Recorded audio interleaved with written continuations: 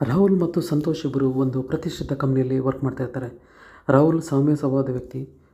9 to 5 ಜಾಬ್ನ ನಂತರ ಏನಾದರೂ ಒಂದು ಪಾರ್ಟ್ ಟೈಮ್ ಜಾಬ್ ಮಾಡೋಣ ಅಂತ ಅಂದ್ಕೊಂಡಿರ್ತಾರೆ. ಆದರೆ ನನ್ನನ್ನು ಯಾರಾದ್ರು ನೋಡಿದರೆ ಏನಾದರೂ ಅಂದ್ಕೊಳ್ತಾರೆ ಅಂದು ನಾಚಿಕೆ ಕಾರಣದಿಂದಾಗಿ ತನ್ನ ಜೀವನದ ಅಮೂಲ್ಯ ಸಮಯವನ್ನು ಕೈ ಚೆಲ್ತಾನೆ. ಇನ್ನು ಸಂತೋಷ್ ಬಗ್ಗೆ ಹೇಳಬೇಕಂತ ಹೇಳಿದರೆ 9 to 5 ಜಾಬ್ ಆದ ನಂತರ ಮಕ್ಕಳಿಗೆ ಟ್ಯೂಷನ್ ಆರಂಭಿರ್ತಾನೆ. ಮಕ್ಕಳೊಂದಿಗೆ ಕಾಮಿಡಿ ಮಾಡುತ್ತಾ, ಚೇಷ್ಟೆ ಮಾಡುತ್ತಾ ವಿದ್ಯಾರ್ಥಿಗಳ ಮೆಚ್ಚಿನ ಗುರುಗಳಾಗಿರ್ತಾನೆ. ವಿದ್ಯಾರ್ಥಿಗಳು ಕೂಡ ಎಕ್ಸಾಮಲ್ಲಿ ಒಳ್ಳೆಯ ಒಂದು ಸ್ಕೋರ್ ಮಾಡಿದ ಕಾರಣ ಅವನ ಡಿಮ್ಯಾಂಡ್ ಜಾಸ್ತಿ ಆಗಿರುತ್ತೆ. ಆ ಕಾರಣಕ್ಕಾಗಿ ಪ್ರತಿ ವರ್ಷವೂ ಟ್ಯೂಷನ್ ಫೀಸ್ನ ಜಾಸ್ತಿ ಮಾಡ್ತಾ ಹೋಗ್ತಾನೆ. ಸುಮಾರು ಒಂದು 4ರಿಂದ 5 ವರ್ಷ ಕಠಿಣ ಪರಿಶ್ರಮದ ಪರವಾಗಿ ಒಂದು 30-40 ಸೈಟ್ನಲ್ಲಿ ಮನೆ ಕಟ್ಟಲಿಕ್ಕೆ ಆರಂಭಿಸ್ತಾನೆ. ಯಾರು? ಸಂತೋಷ್.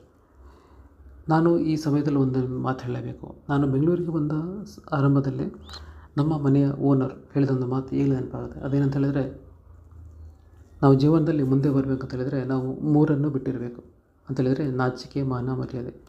ಇದು ಬಿಟ್ಟೆ ಅಂತ ತಿಳ್ಕೊಳ್ಳಿ, ನೀವು ಲೈಫಲ್ಲಿ ಏನು ಮಾಡೋಕ್ಕೂ ಸಾಧ್ಯ, ಏನೇ ಅಚೀವ್ ಮಾಡ್ಬೋದು ಒಳ್ಳೆಯ ಹಾದಿಯಲ್ಲಿ. ಉದಾಹರಣೆಗೆ ರಾಹುಲ್ ಮತ್ತು ಸಂತೋಷ್ ತಾಳಿ. ರಾಹುಲ್ನ ಒಂದು ಮನೋಭಾವದಿಂದಾಗಿ ಅವ್ನ ಲೈಫಲ್ಲಿ ಏನು ಮಾಡೋಕ್ಕಾಗಲಿತ್ತು. ತನ್ನ ಅಮೂಲ್ಯ ಸಮಯವನ್ನೇ ವೇಸ್ಟ್ ಮಾಡ್ಕೊಂಡಿದ್ದಾನೆ. ಆದರೆ ಸಂತೋಷ ಆಗಲ್ಲ. ಯಾರೇನಾದರೂ ಅಂದರೂ ಪರವಾಗಿಲ್ಲ, ತಾನು ಅಂದ್ಕೊಂಡಿದ್ದು ಮಾಡಲೇಬೇಕಂತ ಹೇಳ್ಬಿಟ್ಟು ಒಂದು ಗಟ್ಟಿ ನಿರ್ಧಾರದಿಂದಾಗಿ ಇವತ್ತು ಅವನು ಒಂದು ದೊಡ್ಡ ಸ್ಥಾನಕ್ಕೆ ಹೋಗ್ತಾನೆ. ಅದಕ್ಕಾಗಿ ಜನರು ಏನಾದರೂ ಅಂದ್ಕೊಳ್ತಾರೆ ಎಂದು ಅಂಜಿದಷ್ಟು ನಮ್ಮ ಕನಸು ನಿರ್ಧಾರವಾಗುತ್ತದೆ. ಇದು ನಿಜ ಕೂಡ. ಯಾಕಂತ ಹೇಳಿದರೆ ಯಾರೇನೋ ಅಂದ್ಕೊಂಡಿದ್ದರಿಂದ ನಮಗೇನೋ ಲಾಭ ಆಗುತ್ತೆ.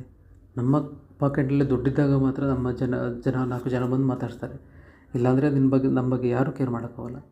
ಅದಕ್ಕಾಗಿ ಇನ್ನೊಬ್ಬರು ಏನೋ ಅಂದ್ಕೊಳ್ತಾರೆ ಅನ್ನೋದೊಂದು ಮನಸ್ಸಿಂದ ತೆಗೆದುಬಿಟ್ಟು ನಾವೇನು ಅಂದ್ಕೊಂಡಿದ್ದೀವೋ ಅದನ್ನು ಮಾಡೋದು ನಿಜವಾದ ಜೀವನ.